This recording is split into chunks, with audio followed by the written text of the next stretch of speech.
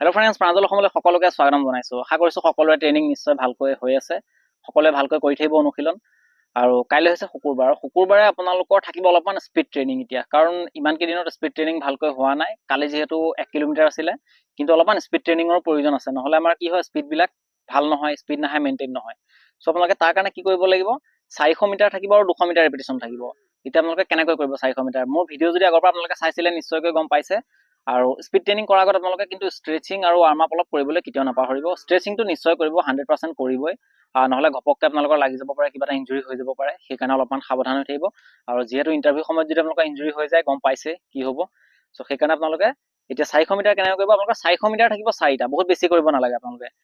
Warm up কৰাৰ পিছতে আপোনালোকে 400 মিটাৰ 4টা কৰিব। এতিয়া কেনেকৈ কৰিব আপোনালোকে, এটা 400 মিটাৰ কৰাৰ পিছত আপোনালোকে 1.5 পৰা 2 মিনিট সময় ৰেষ্ট ল'ব, আৰু আকৌ এটা 400 মিটাৰ কৰিব তেনেকে। এতিয়া সেই 400 মিটাৰটো এনেকুৱা নহয় যে আপোনালোকে একেবাৰে 100 মিটাৰ নিচিনাকৈ দৌৰিছে, তো সিমান বেছি স্পীডত দৌৰিব নালাগে, অলপমান তাতকৈ কমাই দৌৰিব। কাৰণ 100 মিটাৰ স্পীডত গ'লে আপোনালোকে মাজতে ৰখি দিবলগীয়া হ'ব।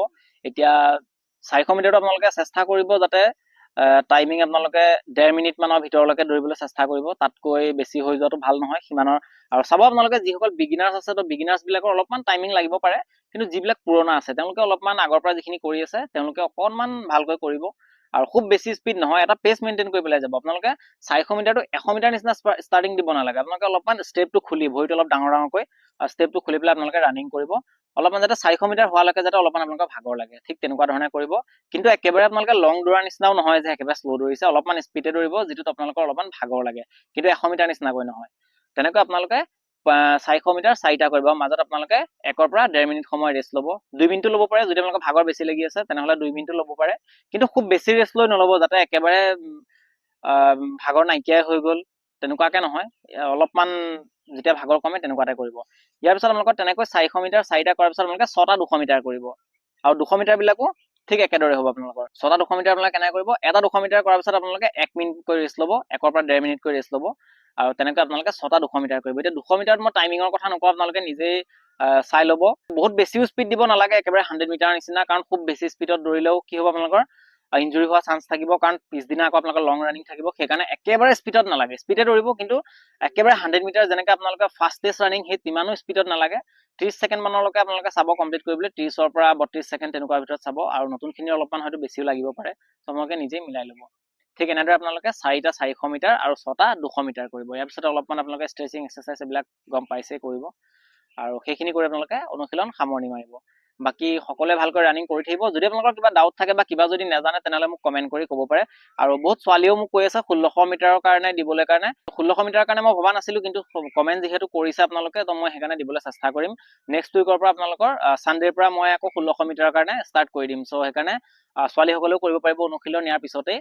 বাকী লং জাম্পৰ কথা মোক বহুতে কৈ আছিলে, চ' লং জাম্পৰ এক্সাৰচাইজ মই দেখাবলৈ কাৰণে এতিয়া ফিল্ডলৈ যিহেতু যাব পৰা নাই, আৰু ফিল্ডটো আমাৰ বন্ধ হৈ আছিলে মাজতে, আৰু এতিয়া যিহেতু ফিল্ডত বোকাও বহুত বেছি হৈছে, সেইকাৰণে তাত এক্সাৰচাইজখিনি কৰা সম্ভৱ নহয়। কিন্তু মই আগতে এটা ভিডিঅ'ত মই দিছিলোঁ অলৰেডি এক্সাৰচাইজখিনি, ত' সেই ভিডিঅ'টো হয়তো বহুতে বিচাৰি নাপাব পাৰে। মই চেষ্টা কৰিম এবাৰ যাতে সেই এক্সাৰচাইজখিনি নতুনকৈ মই আকৌ দি দিবলৈ চেষ্টা কৰিম, আপোনালোকে সেই এক্সাৰচাইজখিনিৰ দ্বাৰাই যথেষ্টখিনি ইম্প্ৰুভ হ'ব।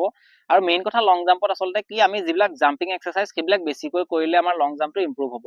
বাকী তেনেকুৱা একো কথা নাই। আৰু কি হয়, আমাৰ জাপটো মাৰোতে বহুতে ওপৰলৈ কৰি জাপটো নামাৰে, বহুতে ডাইৰেক্ট ডিষ্টেঞ্চটো চাই। সদায় অলপ ওপৰলৈ জাপ মাৰিবলৈ চেষ্টা কৰিব লাগে, তেতিয়া আপুনি অলপমান দৌৰলৈ যাব পাৰিব। কিন্তু যদি আপুনি অকল টাৰ্গেটটো চাই থাকে, চিধা চিধি যে মই ইমানৰ পৰা সিমানত মাৰিব লাগিব, তেনেকৈ আপোনালোকৰ লং জাম্প নহয়।